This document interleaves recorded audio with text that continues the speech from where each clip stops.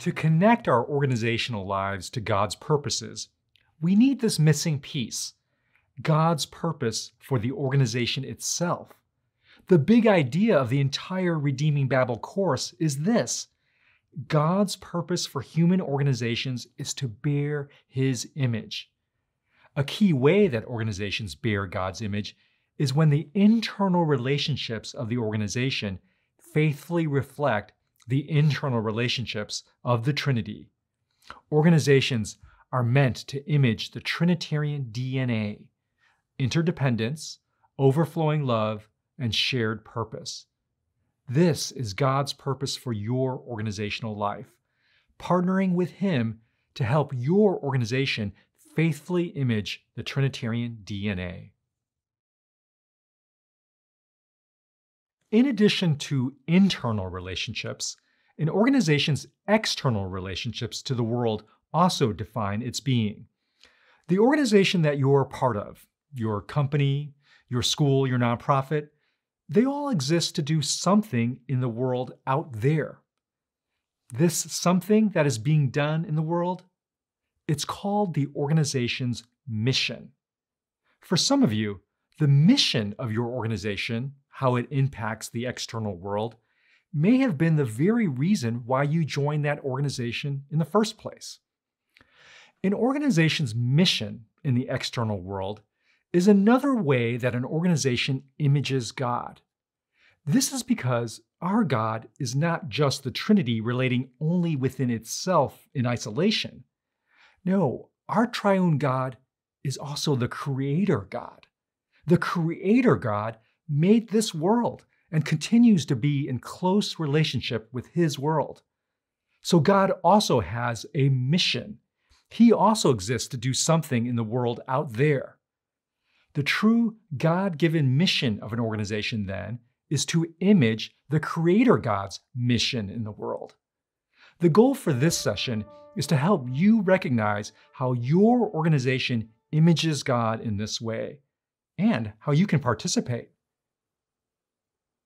We can recognize the Creator God's intention for this imaging in the very beginning of Scripture. In the creation story in Genesis chapters 1 and 2, we see a distinct pattern for how God relates to the whole world. This is the same pattern that an organization is meant to follow in relating to its assigned corner of the world. A human organization patterns itself after the Creator God first as it creates new realities in the world. These new realities, in turn, create order in the world. Finally, upon closer examination, we see that this order resembles new Trinitarian images being created in the world. Let's explore each part of this pattern of imaging. In chapters 1 and 2 of Genesis, we see God create one new reality after another: light, darkness, day, night, water, and so on and so on. God loves to create new realities. God created these new realities as an organizational being. Genesis 1 and John 1 intentionally describe the Father, Son, and Spirit working together in creation. Creation was not a solo act for God. The Trinity created these new realities collectively. Human organizations image God's collective way of creating new realities in the world. Think for a moment about your own work. Try to identify a new reality in the world that your organization is creating. This new reality could be a product, a process, a piece of knowledge, an experience, a social outcome. It could be anything that didn't exist before in the world and now exists because of your organization. I suspect that this creative impact in the world is one of the most satisfying things about your work. It's satisfying because we are imaging the Creator God by creating new realities in the world.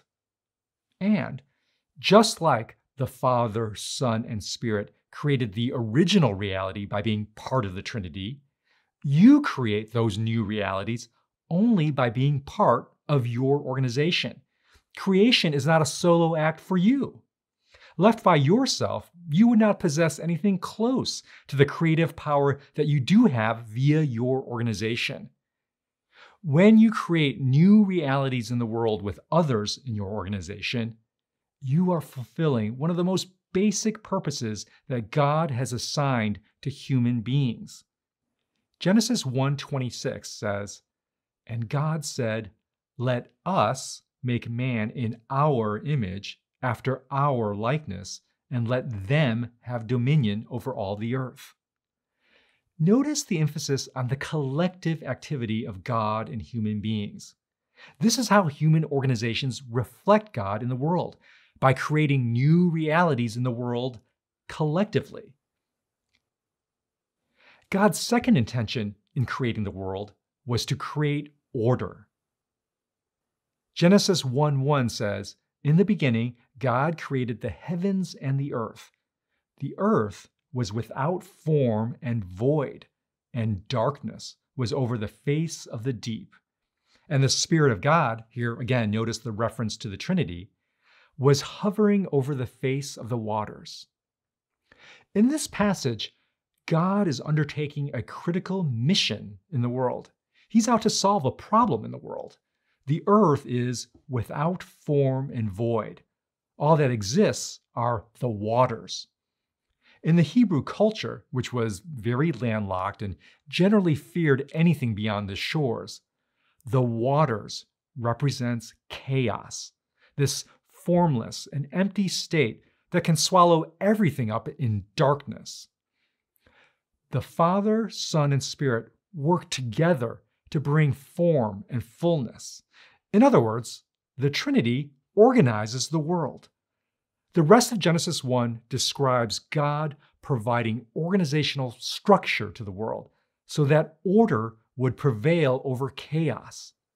Night goes here, day goes there, water goes there, land goes there. Stars fill this part of the sky, the sun fills the other part of the sky. Vegetation fills out the land. Birds fill out the sky. Fish fill out the sea. Genesis 1 shows a God that is intent on creating order in the world to replace chaos and darkness. And that precisely is what human organizations do. Organizations organize. They create order in the world. That's the mission of every organization, whether Christian or secular, to create order so that chaos and darkness do not overwhelm some particular corner of the world. And by doing so, organizations reflect the Creator God. To see how important this imaging function is, do this thought experiment. Imagine if suddenly all our organizations disappeared overnight. No schools, hospitals, grocery stores, electric companies, or police forces. Total chaos would reign. Nothing meaningful could happen. Darkness would overwhelm all. This is an important clue to God's mission for your organization. For some corner of the world, your organization is providing that necessary order that prevents chaos and darkness from overwhelming that particular corner of the world. And in doing so, your organization is bearing God's image, reflecting His purposes. To repeat, human organizations image God by creating new realities in the world. And those new realities, in turn, create order. Now, as we explore that order more closely, we discover a familiar pattern emerging: the Trinitarian image. And this shouldn't be surprising. Remember that creation came about because the Father, Son, and Spirit joined together to create the world. Their collective fingerprints are all over the world. This means that we will find the Trinitarian DNA embedded in God's creation. If we explore the natural world, we do indeed discover countless expressions of interdependence, overflowing love, and shared purpose. It follows then that human organizations will reflect God by also creating countless new expressions of the Trinitarian DNA in the world. You could say that organizations are image replicators. Organizations are themselves part of the holy collection of images of the Trinity, and in turn, reproduce even more Trinitarian images in the world. Let me illustrate how this imaging works with the first two characteristics of the Trinitarian DNA. Let's start with the Trinitarian DNA of interdependence. As the Trinity, the Creator God is interdependent. So God imprints interdependence into creation. Genesis 1 emphasizes the interdependence of creation in a variety of ways. For instance, the literary device of having creation happen in a week is meant to convey an intricate interdependence between the days of creation. Each day depends on an earlier day. For instance, on the fifth day, fish and birds are created, but only because on the second and third day, the seas and the skies had been formed. On the sixth day, humanity is created, but they can only survive by eating of the vegetation that had been created on the third day, and so on. The point being made is that creation was meant to be interdependent, and we see this trait imprinted deeply in any ecosystem in nature.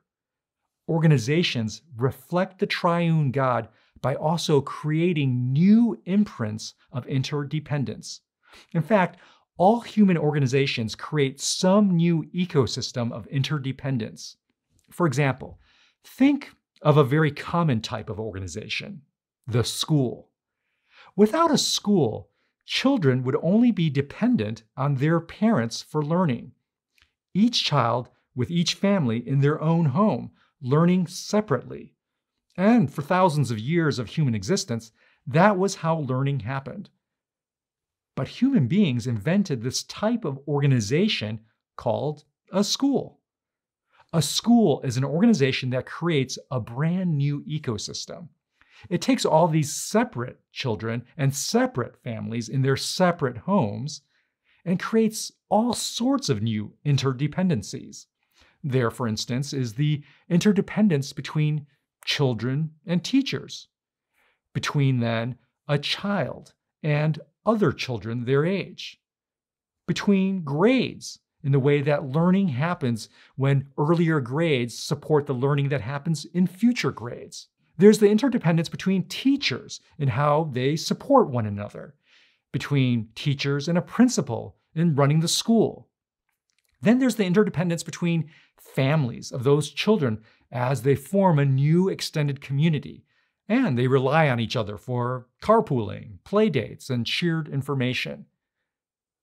Note that none of these interdependencies would have existed in the world without the school organization. It took an organization to create this new image of interdependence. And every human organization images the triune God in this way. Every human organization creates some new ecosystem of interdependence, thereby creating new Trinitarian images in the world. Let's now illustrate this imaging with the second strand of the Trinitarian DNA, overflowing love. As the Trinity, God Himself is filled with love between the Father, Son, and Spirit. This love within the Trinity is so great that it overflows out into the world. God imprints this dynamic of overflowing love deeply into the very fabric of creation. The Genesis account emphasizes this imprinting by repeatedly celebrating sexual reproduction in creation. Sexual reproduction happens because two beings are attracted together, then unite with some intensity, and out of that intensified love overflows new life. Again, we just need to observe the natural world to recognize this widespread dynamic of attraction, intense union, and then overflow of new life. It's deeply embedded in the very fabric of creation. In fact, this overflowing love seems especially delightful to God. Genesis repeatedly has God saying, "It is good," in reference to the teeming abundance of love and life. God seems to especially delight in this because it reflects the overflowing love within himself as Father, Son, and Spirit. Organizations image this overflowing love. Human organizations at their best follow this very dynamic of attraction, intense union, and then overflow of new life. Healthy organizations attract and gather people who share a common love of something in the world. The shared love could be the love of an actual type of other people, like the homeless or children. It could be the love of some aspect of creation, like the wilderness or ocean or physics. It could be the love of some trait in creation, like precision or humor or beauty or innovation. The shared love could be about anything in the world. Whatever the shared object of love is, healthy organizations attract people who share that love and unite the lovers. And in that union, the shared love actually gains a heightened intensity. And out of that intensified love, something new overflows into the world. Some new creation emerges from that organizational love. Whether it's a new truth, a new piece of art, a new experience, a new product, or anything. This imaging of overflowing love may be most obvious with what we might call the nonprofit organizations. For instance, when Habitat for Humanity brings together people who love to serve and build, and out of that shared love comes new homes for people. We can quickly see there's an image of God present. Or when a symphony gathers musicians who love Bach, and the organization produces a flowing stream of beautiful sound. And then we sense that something spiritual that reflects God is being reproduced in the world. But it's important for us to realize that for-profit companies also share in this dynamic of overflowing love. I think it's a mistake to characterize for-profit companies as solely about the love of money. Yes, companies want to make money. They have to make money to survive. And it's true, many flawed companies can obsess way too much about making more and more and more money. But every company has chosen to make money in a particular way, in a particular field, by producing some particular service or product. If you dig into the origins of those choices, you will find some originating love. Think, for example, of how Apple loves craftsmanship, or how Harley-Davidson loves the roar of a motorcycle, or how Starbucks loves coffee, and so on and so on. How companies choose to make money reflects their particular type of overflowing love. The best companies never lose touch with that originating love. That love continues to be the source of whatever newness the company brings forth into the world. Now, let me be clear. The love that overflows out of Apple, Harley-Davidson, or Starbucks is not the same exact thing as the overflowing love of the Trinity. Organizations are images, not replicas, of God. Any image of God points to and reflects partially some characteristics of God, but is never the exact same thing as God in the way a replica would be. And because images reflect partially, and often imperfectly, we often have to examine images closely to catch that intended reflection. Your organization is an image of God, reflecting the Creator's relationship to the world. Your organization images the Creator God by creating new realities in the world, by creating order that prevents chaos from overwhelming some corner of the world, and by creating new Trinitarian images to benefit the world. The big takeaway for this session is this: your organizational life contributes to the holy collection of images of God in the world. Your organization images the Creator God by how it creates new realities, creates order, and creates new Trinitarian images. As you commit to helping your organization fulfill its true mission, you help it to become a more faithful image of God, allowing others to see a stronger reflection of the interdependence, overflowing love, and shared purpose of God. Now, while it is possible for organizations to serve as faithful images, we also know that it's possible for them to serve as false images. In the next session, we will explore how to diagnose where our organizations fall short of God's purposes so that we can join with Him in His plan of redemption for our organizations.